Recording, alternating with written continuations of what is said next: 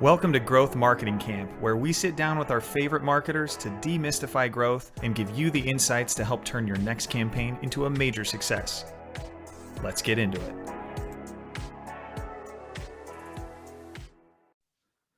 All right, welcome to another episode of Growth Marketing Camp. Excited to be joined by Nelio Leone, the marketer to the world, I'm going to call him. So Nelio, you come from a long background of different countries, Greece, Paris, Dubai. You've been all over the world doing marketing in some pretty incredible companies with some pretty great results. Just for the audience sake, previous roles at Careem, which was acquired by Uber, at Washmen app with some serious growth stats, 3x weekly signups, doubling sales, 14.5x decrease in cost per app registration, which is huge. We all want to know how to go further with our budget, so that's wonderful. You're a growth marketer, man. We're excited to have you on the show. Welcome. Thank you, man. Honestly, I love your podcast and it's an honor to be here. Thank you for having me. Absolutely. Well, looking back on those roles and all the things that you've done in marketing and all the places you've done them, what's been your favorite role so far? So it's hard to tell because I started my career as a corporate marketeer. I was in the Parisian headquarters in France of L'Oréal Paris. And I was on their most innovative and most advanced division. And that was a lot of fun because we were working a lot with labs to find these new molecules for anti-aging. And it was actually really interesting because we opened a lot of different markets. And that's actually what led me here to the Middle East. It was back in 2013. My boss in Paris told me, man, we found a very promising market, which is Saudi Arabia. And back then as well, Iran was very promising. Is that man, you need to go there. We need someone to really launch our marketing activities in these emerging markets. And you've got the profile, just go and do it. And so, yeah, so that was a lot of fun. I came here to the Middle East, had 2 years of a lot of fun with L'Oreal in very entrepreneurial. But then I met these guys, ex-Stanford, ex-McKinsey. They were starting an app. They were 12 to maybe 15 people back then.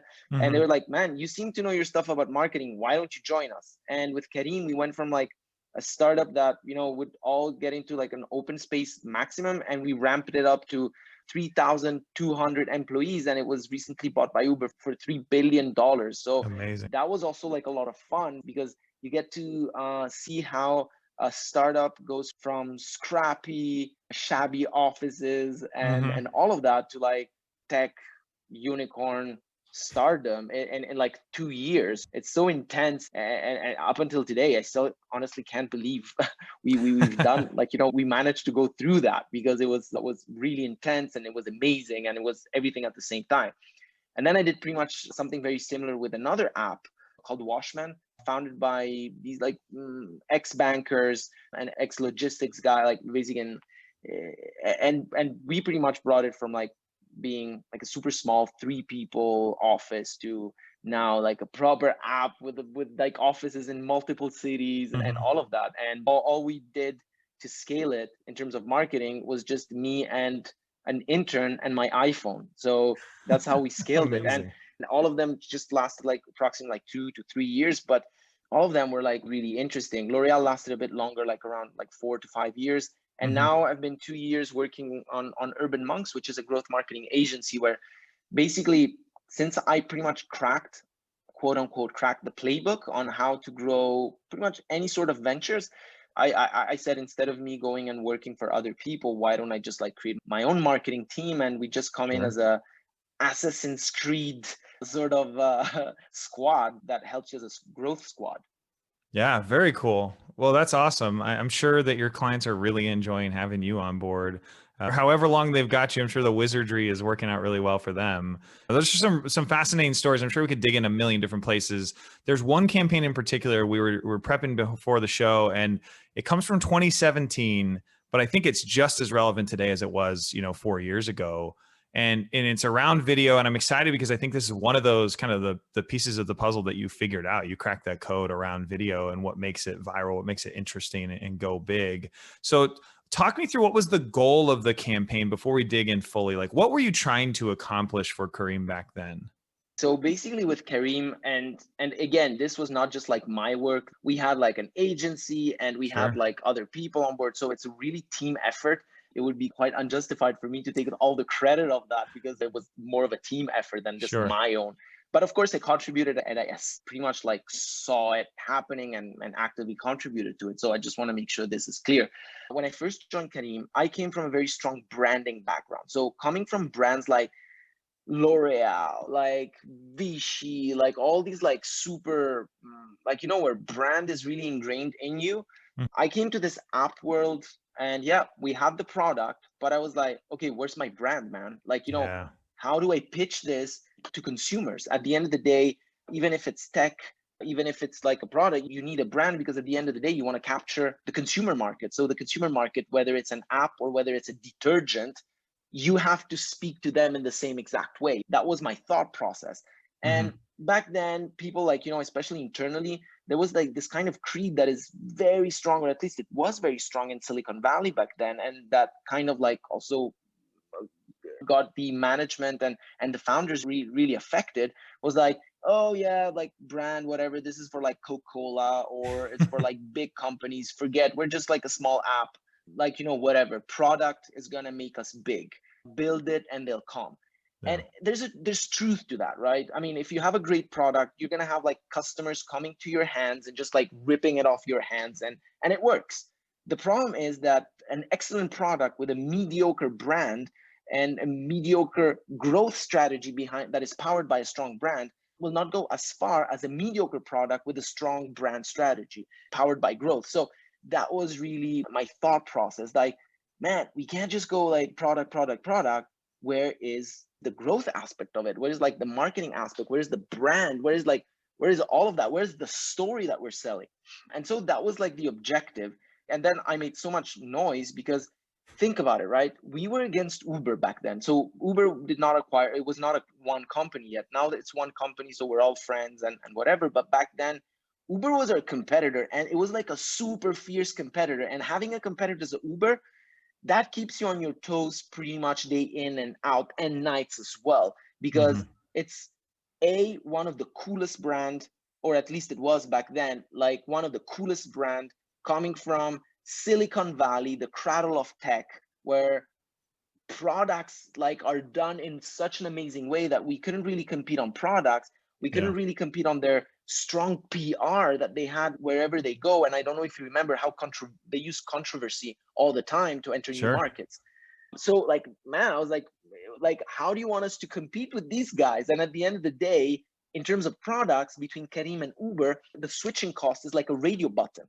Like Yeah. literally, we use the same fleet, the same drivers, the same everything. So like in terms of even product experience, we're like pretty much matching the same. So it was, for me, from day one, it was more of a win their hearts and their minds, but it really started with win their hearts. And the best way to win people's hearts is not through conversion campaigns, is actually through branding, because that's where you tell stories. So for me, Careem, it was really a branding story. So the objective was like, how do we tell a different story to users so that they can feel that they prefer supporting local, and they feel there is a brand that is more localized to them and that is more relevant to them, rather than the international black wolf competitor Yeah. that comes here and use like standardized process.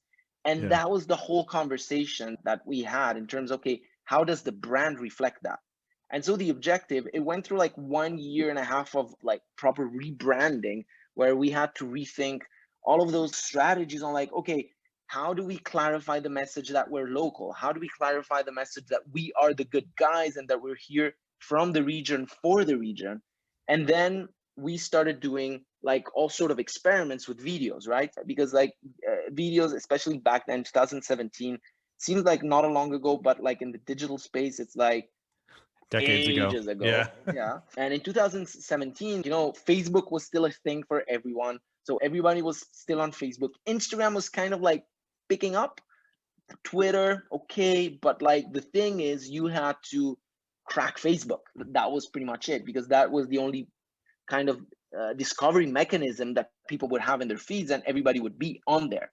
Yeah. So how would we crack Facebook was like, okay, what can we do to announce our rebranding that really makes an impact? And that's where also with our CMO and with the whole team, we came up with this and especially with this amazing 3-man agency called the Misfits, where basically they came to our office and they were like, man, yeah, we could do this and that, but why don't we do like a video that pretty much it's like in CGI, we're going to emulate on top of a building of Dubai, getting someone slingshot on the other side to another building.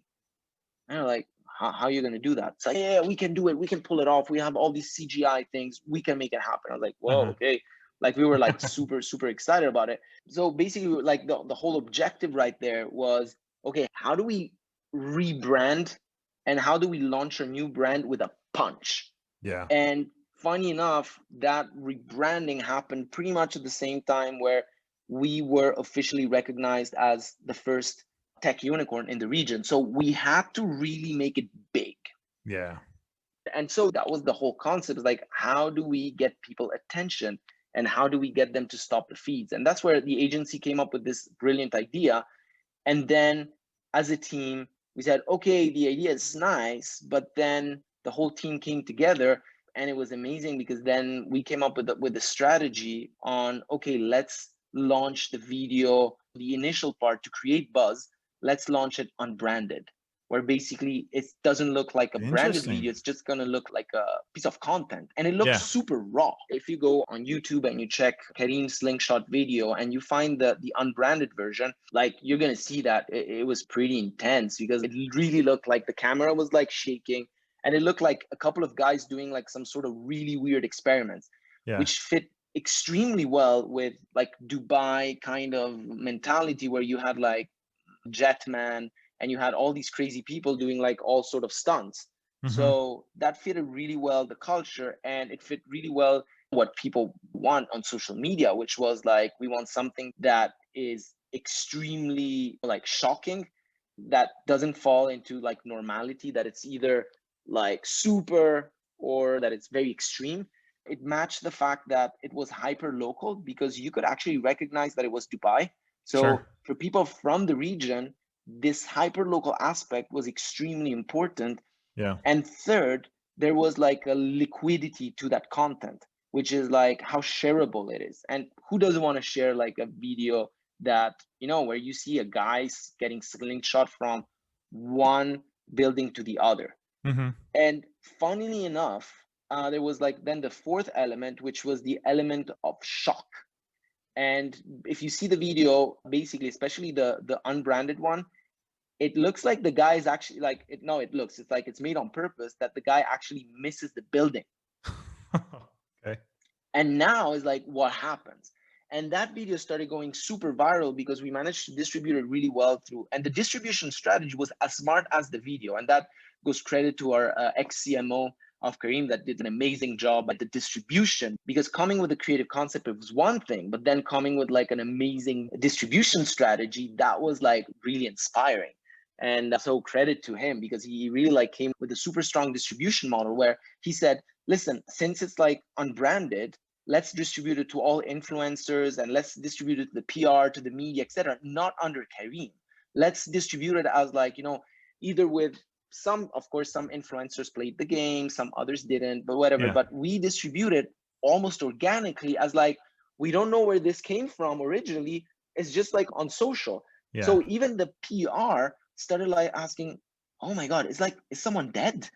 And so like now all this like question, is he dead? Is he like thing? And then you're gonna see like a lot of headlines from back then. It's like, Arab man tried this slingshot and died. And then we had people like on forums in Egypt saying, oh my God, you guys should stop talking about him. I know him and I know his mother, and now his mother is crying and you guys are just like, and we were like, what the sorry for my French, but like, we're like, oh my God, what's happening here?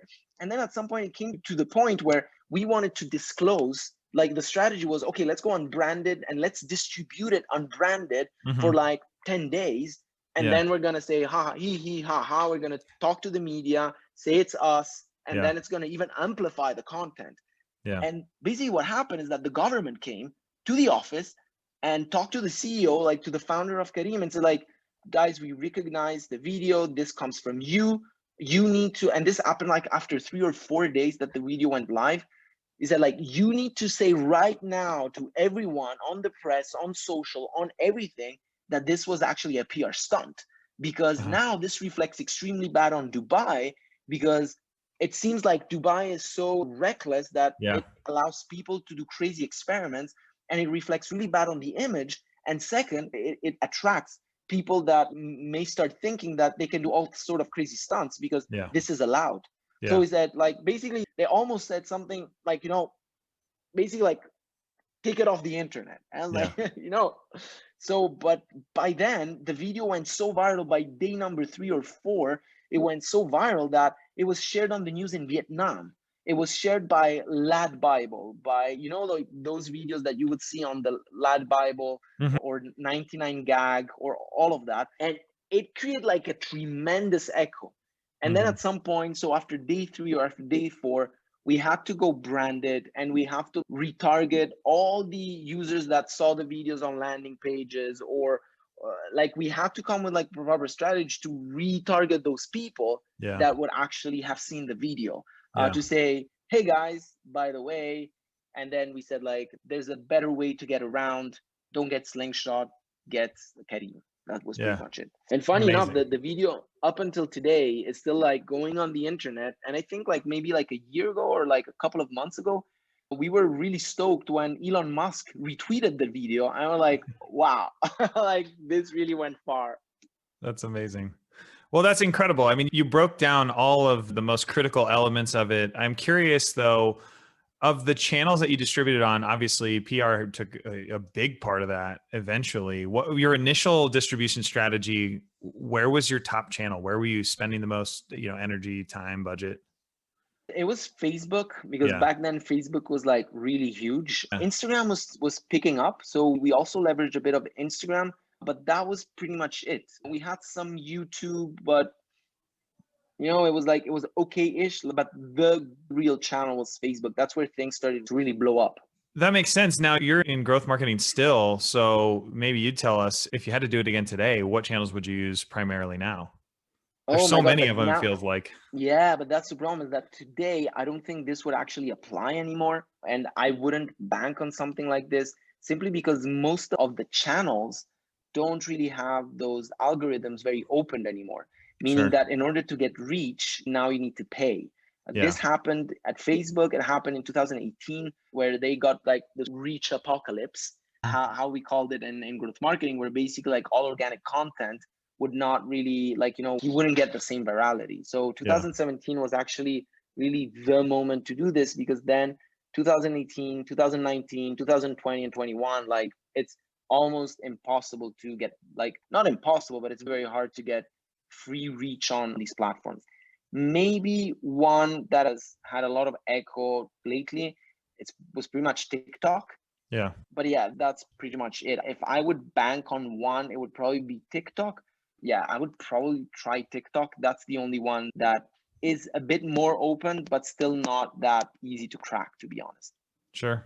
Yeah. No, it makes sense. You went on to use, I think, the results of this campaign and, of course, many others after it to further your career. And then, of course, the growth of the companies you've worked for, and then eventually develop your own agency. Would you say that this campaign was foundational in your own Oh, story? Like, totally. yeah. Yeah, because if there is one thing that I've learned, and that is the key learning I got, is that you should treat every ad creative that you produce as content.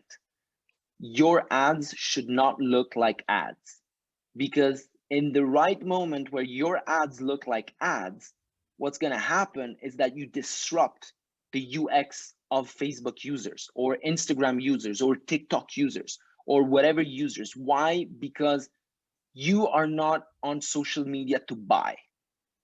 Social media is not like an eBay. You're not there to buy, you're not there to sell. You don't have a buying mindset.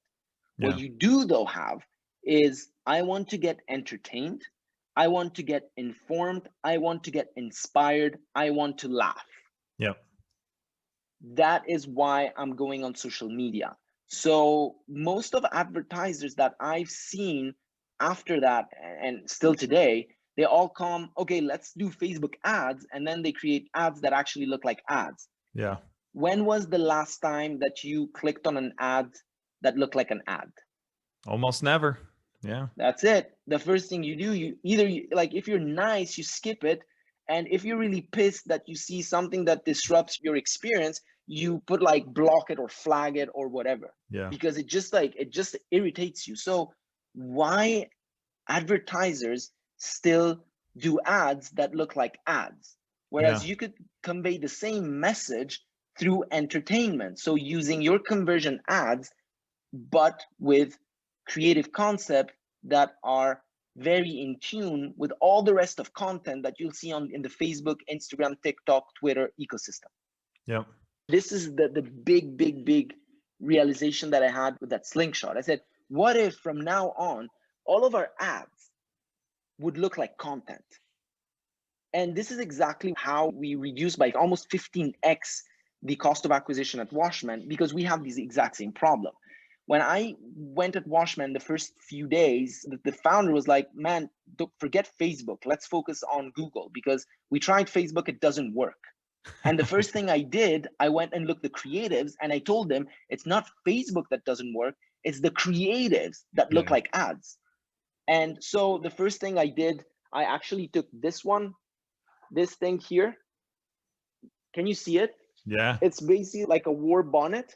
And the only thing I did, I took like my phone just like this, and basically I started talking to people saying, hey, my name is Nelio from Washmen. I had like a Washmen t-shirt, and I told them, listen, my name is Nelio from Washmen. I'm the head of growth. And if you download this ad right now, if you click that link below, I'm going to come to your place and I'm going to wash all your laundry or something similar. I mean, then it was like more, we wash, we dry, and we fold, like giving all the value proposition, but in a way that it was very entertaining, and that the video looked raw because we shot it from an iPhone. It was not like, it was not high production. It was not like camera, lighting, nothing. It was just literally an intern that shot me while I was just playing around with the camera. Yeah. And that went so liquid that we became a case study for Facebook in the region. Amazing. Because Facebook couldn't realize how come there is this like super small company in Dubai, UAE, that has like a relevant score. Back then there was still the relevant score. Now it's called quality score of their ads of like 9 out of 10 consistently for like 6 months. You know, they were like, man, like, whoa, like we've never seen this. Yeah. That's amazing. Obviously, that's informed the work you do now, which I'm sure has been helpful to your clients.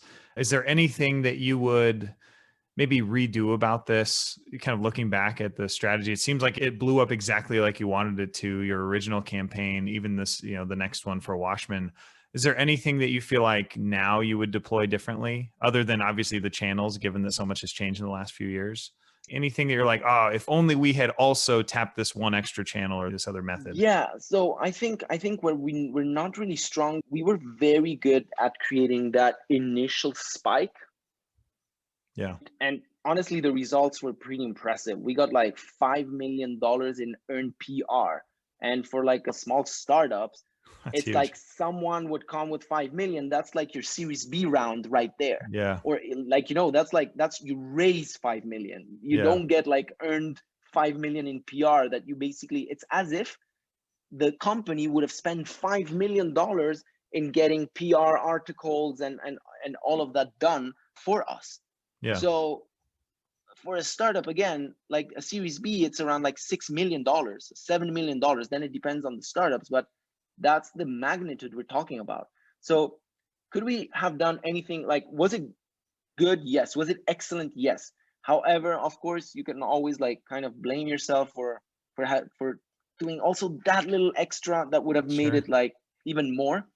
And that is, we didn't manage two things properly. First of all, we built that momentum. We were like super excited, blah, blah, blah, but we didn't have like a follow-up strategy. So the thing went like, boom, it hits the stars, and then it just like went not to the same level, of course, but it went like, just imagine if we were like at 100, it went to like million, and then instead of staying like maybe at 900,000, 800,000, 700,000, it would just plummet back to like 80,000.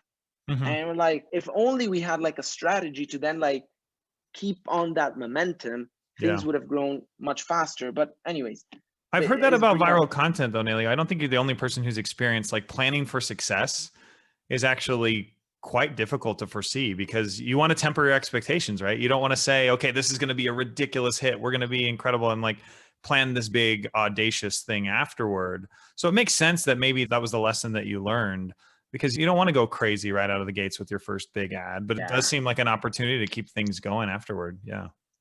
Yeah. So that was the thing. Then we kind of all like, we did like a super successful rebranding. Everybody was like super powered up. Like, it changed the culture internal. Like it was like a big moment, right? Yeah. And the problem is that, then after that we think, oh, cool, man, that was so intense. It was so cool. But we should have like gotten exactly back to work and back to, not necessarily back to work, but like then having like a strategy. Okay, what now? How do we capitalize on this? How do we use it and reuse it to the extent that this becomes like, we can extend the success of this? Yeah. That's the first learning. The second learning, we didn't manage data properly. So if we would have had back then like a super strong data-driven mindset, even like that I personally like, acquired with time and that I potentially could really bring to the table, would have been like, okay, guys, now we're touching all these people, but are we capturing data that then we can reuse? Sure. So that then we can either retarget those people, and when we can create like conversion funnels, and then we can create like all of that fun stuff that will actually also have a strong impact on sales or on trips, bookings and acquisition and all of that.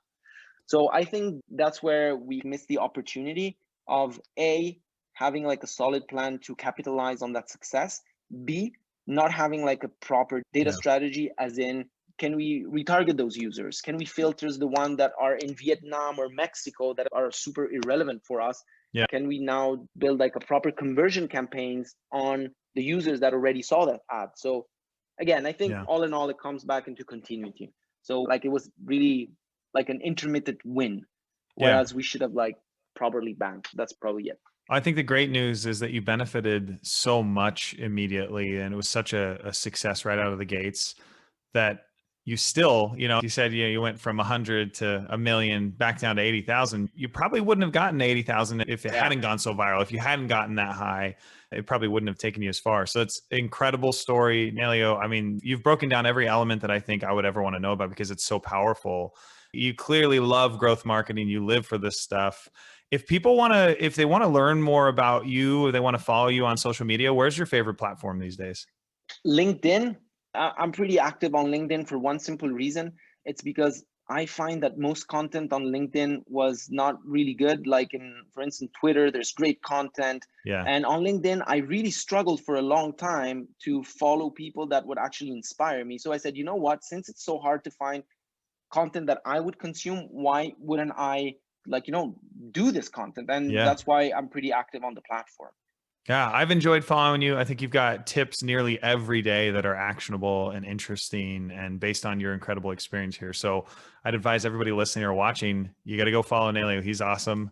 You will enjoy it. UrbanMonks, if they want to learn about your company, how do they do that? So for the time being, it's through my LinkedIn because our website is down. We're just like revamping it like 2 months ago. So cool. Need to work on that stuff. Exciting. No. All right. Well, we'll connect with you on LinkedIn and make sure everybody follows you there. Thanks for joining us. This was a treat. You've got such incredible experience, such an exciting story to share. I'm sure this one's going to be a favorite of the folks listening. Thank you very much, Rex, for having me. And again, your podcast really rocks, man. Thank you. Appreciate it. Thanks for listening to Growth Marketing Camp. If you enjoyed this episode, we'd love it if you would give it a quick 5-star rating or share it with a friend or colleague looking to get a little more inspiration for their next campaign. If you want to learn more about the company behind the show, head to opensense.com. That's OPENSENSE.com. We'll catch you on the next episode.